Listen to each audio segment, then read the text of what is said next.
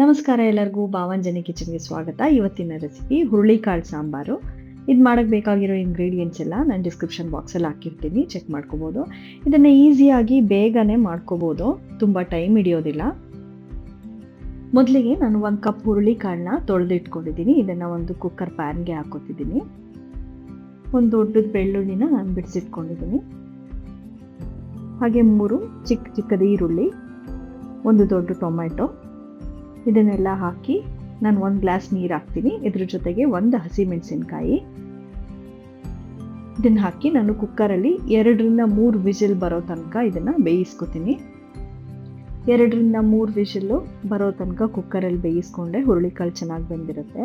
ನಾನು ಇದನ್ನು ಬೆಂದಾದಮೇಲೆ ಸ್ವಲ್ಪ ತಣ್ಣಗಾಗಕ್ಕೆ ಇಟ್ಕೊತೀನಿ. ತಣ್ಣಗಾದಮೇಲೆ ಬೇಯಿಸಿಟ್ಕೊಂಡಿರೋ ಈರುಳ್ಳಿ, ಟೊಮೆಟೊ, ಹಸಿಮೆಣಸಿನಕಾಯಿ, ಬೆಳ್ಳುಳ್ಳಿ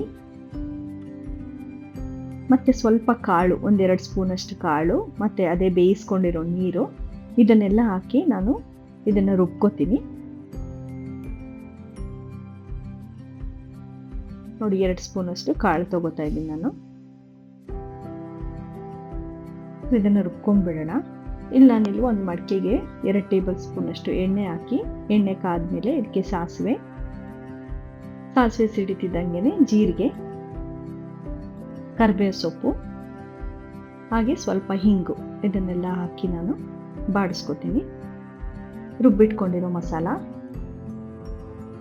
ಇದ್ರ ಜೊತೆಗೆ 1 ಟೇಬಲ್ ಸ್ಪೂನಷ್ಟು ಅಚ್ಚಕಾರದ ಪುಡಿ, ಇಲ್ಲ ನೀವು ಸಾಂಬಾರು ಪುಡಿ ಯೂಸ್ ಮಾಡ್ತೀರಾ ಅಂದರೆ ಅದನ್ನು ಕೂಡ ಯೂಸ್ ಮಾಡ್ಬೋದು. 1 ಟೇಬಲ್ ಸ್ಪೂನಷ್ಟು ಧನಿಯಾ ಪುಡಿ, ಬೇಯಿಸಿಟ್ಕೊಂಡಿರೋ ಹುರುಳಿಕಾಳು ಜೊತೆಗೆ ನೀರು ಎಲ್ಲದನ್ನು ಹಾಕಿ ಒಂದು 5 ರಿಂದ 10 ನಿಮಿಷಗಳ ಕಾಲ ಇದನ್ನ ಕುದಿಸ್ಕೋಬೇಕು. ನೀರು ನಿಮ್ಗೆ ಎಷ್ಟು ಬೇಕೋ ಅಷ್ಟು ನೀವು ಹಾಕೋಬೋದು. ಎಷ್ಟು ತಿಕ್ನೆಸ್ ಬೇಕೋ ಅಷ್ಟು ತಿಕ್ನೆಸ್ ನೋಡಿಕೊಂಡು ನೀವು ನೀರು ಆ್ಯಡ್ ಮಾಡ್ಕೋಬೋದು.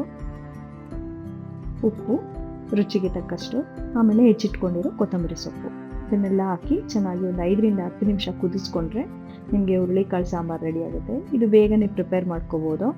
ಹಾಗೆ ಟೇಸ್ಟ್ ಕೂಡ ಅಷ್ಟೇ ಚೆನ್ನಾಗಿರುತ್ತೆ. ಇದು ಅನ್ನ ಜೊತೆಗೆ, ಮುದ್ದೆ ಜೊತೆಗೆ ಎಲ್ಲ ಬೆಸ್ಟ್ ಕಾಂಬಿನೇಷನ್ನು. ರೆಸಿಪಿ ಇಷ್ಟ ಆದರೆ ಲೈಕ್ ಮಾಡಿ, ಇಲ್ಲ ನೀವೇನಾದರೂ ಮನೆಗೆ ಈ ರೆಸಿಪಿನ ಟ್ರೈ ಮಾಡಿದ್ರಿಂದ ಟೇಸ್ಟ್ ಹೇಗಿತ್ತು ಅಂತ ಕಮೆಂಟ್ ಮಾಡಿ. Thank you.